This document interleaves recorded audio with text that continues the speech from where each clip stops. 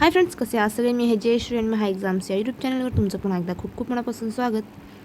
तर फ्रेंड्स, आज आपण 5 मार्च 2026च्या काही चालू घडामोडी पाहणार आहोत. त्याआधी जर चॅनलवर नवीन असाल आणि चॅनलला सबस्क्राईब केलं नसेल तर मग हा एक्झाम्स या यूट्यूब चॅनलला नक्की सबस्क्राईब करा. चला तर मग आपल्या आजच्या विषयाकडे.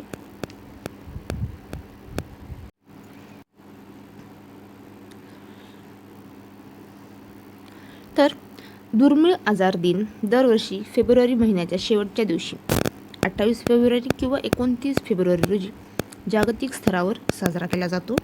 शासकीय कर्मचाऱ्यांच्या वैद्यकीय खर्चाची प्रतिपूर्ती जलद, पारदर्शक व सुलभ करण्यासाठी महाकर्मी हे medical bill claim web portal विकसित करण्यात आले आहे. सार्वजनिक आरोग्य व कुटुंब कल्याण मंत्री प्रकाश आंबेडकर यांच्या हस्ते महाकर्मी पोर्टलचे उद्घाटन करण्यात आले.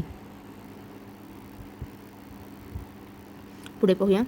UAEच्या सेंट्रल बँकेने AI द्वारे समर्थित जगातील पहिले सार्वभौम आर्थिक क्लाउड सर्व्हिसेस इन्फ्रास्ट्रक्चर लॉन्च केले आहे.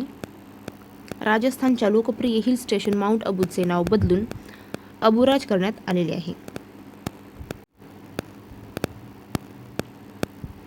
प्रख्यात समाजशास्त्रज्ञ व पद्मभूषण पुरस्कार विजेते प्राध्यापक TK ओमेन यांचे गुरुग्राममध्ये वयाच्या 18 वर्षी निधन झाले.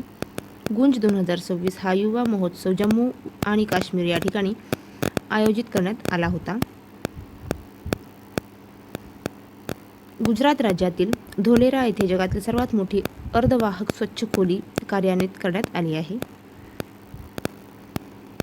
इंडोनेशियातील सुलावेसी बेटावर जगातील सर्वात जुनी रॉक आर्ट किंवा गुहा चित्रे सापडलेली आहे.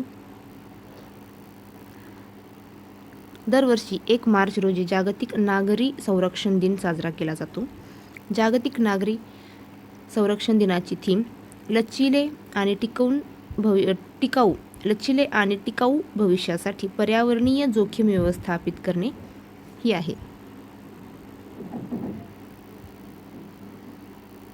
पंतप्रधान नरेंद्र मोदी यांनी राजस्थानमधील अजमेर येथून 14 वर्षाच्या मुलींसाठी राष्ट्रव्यापी ह्यूमन पॉप्युलोमा व्हायरस लसीकरण मोहिमेची सुरुवात केली.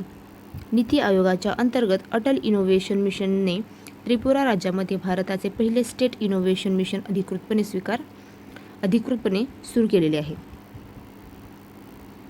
पुढे पाहूया.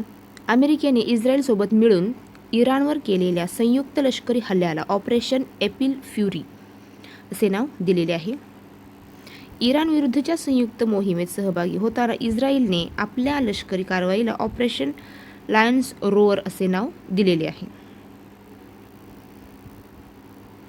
इराणने इस्रायल व अमेरिकेविरुद्ध केलेल्या लष्करी कारवाईला ऑपरेशन वादे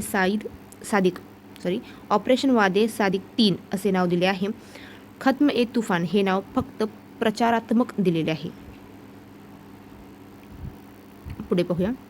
महाराष्ट्रात 26 जानेवारी ते 31 मार्च 2026 या कालावधीत छत्रपती शिवाजी महाराजस्व अभियान राबविले जात आहे.